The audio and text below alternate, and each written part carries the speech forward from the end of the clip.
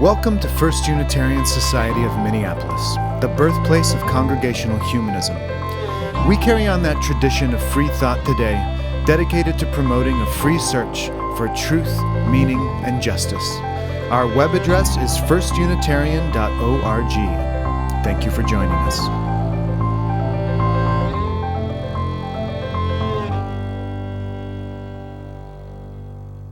Our eyes, working together with our brains, construct things. They're constructive. Our eyes build images, thereby creating what we see. Our perceptions are something that we create. And this amazing capacity is part of what it means to be human. You likely know how this works, how it is that our brains actively fill in the gaps in what we're seeing to make a complete picture. This process is actually called filling in, putting together what our eyes are seeing with what our brains think we should be seeing. Our brains use past experience and our unconscious assumptions to instantly determine how a picture should be completed. They piece together whatever information is garnered from that visual input, and then they use this kind of prior knowledge and understanding and expectations to fill in the missing details. And let it be said that what we think we see is not always a perfectly accurate replica of reality. Our brains sometimes, maybe always, introduce biases or make errors in predictions. Our very real intelligence is sort of like artificial intelligence, AI. Because the data that we put in produces the data that we believe to be true. So here are a couple of examples, and there's a slide to demonstrate. What do you see in these two? What's present there are incomplete circles, kind of like little Pac-Men. But what we see, some of us may be seeing a triangle or a square that aren't really there. Or how about this one? What color are these strawberries? I expect many of you see red, but in fact, there is no red in this picture. You've experienced strawberries before and you've seen them as red, so you see a picture of strawberries as being red.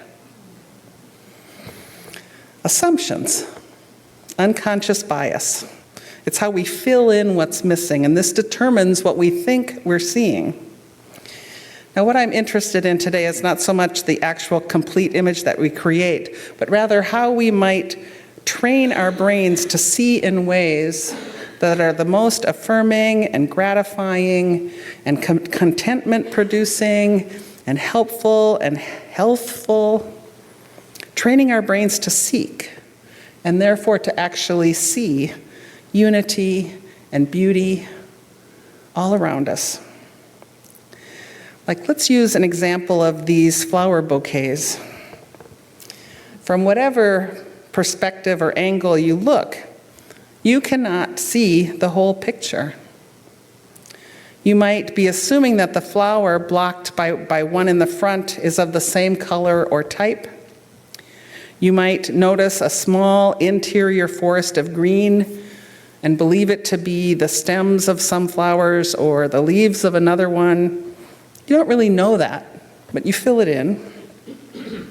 Your eye may believe a particular blossom to be one of one color, when in fact, on closer view, you would see that there are a multitude of colors blooming out from that one flower's interior.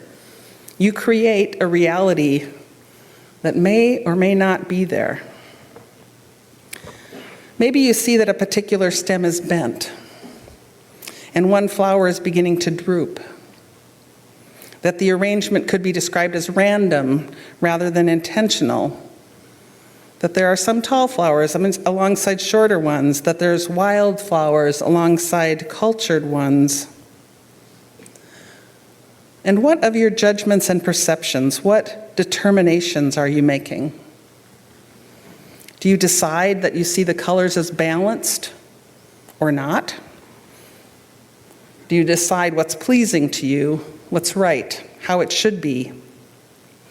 That the random gathering of blossoms contributed by so many of you creates this interesting assortment? Or do you lean into simply seeing these bouquets as things of beauty? Or maybe your vision is tempered with thoughts of how the display could be better.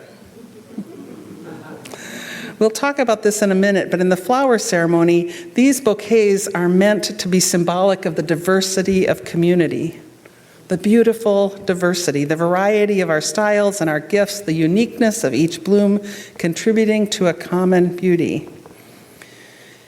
And so we can use an examination of how we might look at a bouquet of flowers as being similar to how we perceive the experience of community or the interface with difference or the unpredictability of life circumstances and encounters. What is it that we see first? Which lens are we using to observe and interpret our lives? As John O'Donohue said, more often than not, the style of gaze depends or determines what we see. The style of the gaze. The intentions that we bring to the perceptions we create. Does difference make us uncomfortable? Or do we choose to embrace the common humanity in everyone we encounter? Do we strive to interpret the bumps we hit on our lives' roads as being out to get us? Or as things that, while outside of our control, we can respond to with equanimity? Do we rail against our own imperfections? Or do we see our lives as ongoing lessons and opportunities? Now, I'm not suggesting that we sit back and soften our gaze to see everything in our experience, everything that's happening in the world, as beautiful. It's not. I'm also not suggesting that we try to coat what is evil or painful with a sealant of denial. But how could our everyday life change if our style of looking were to become more beautiful? I think it might be a kind of practice or a fine-tuning, consciously making choices about what we want to see or how we can best perceive what is in the interest of what can be. You know, looking at others and at life in ways that actually contribute to the world we want.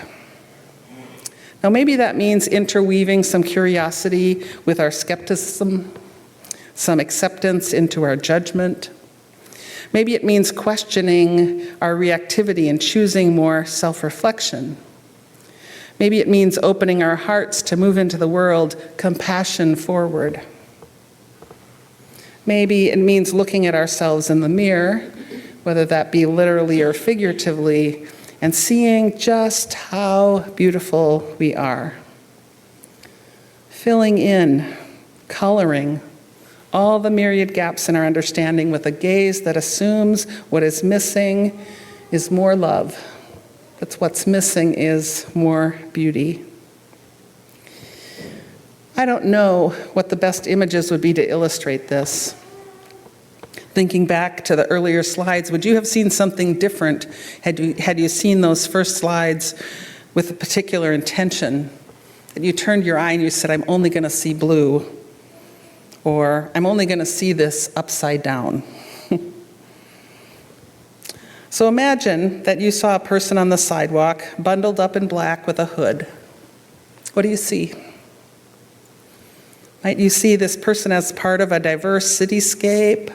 Someone who is perhaps cold or feeling a little vulnerable?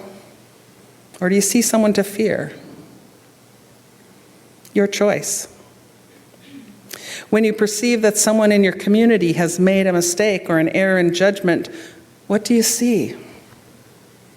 Someone doing their best, someone who's human and ever evolving? Or do you choose to see red? To respond with anger or disdain? Your choice. How might you train your style of looking to be more beautiful, more accepting, more compassionate? How might all of our lives and all of our relationships be made more beautiful by the way we choose to see all that we encounter? You know, we cannot control very much of anything that might come our way, but we can control and choose our gaze to change the way that we look at things. And in so doing, in beautifying our gaze, we change all that can be and all that will be. May it be so.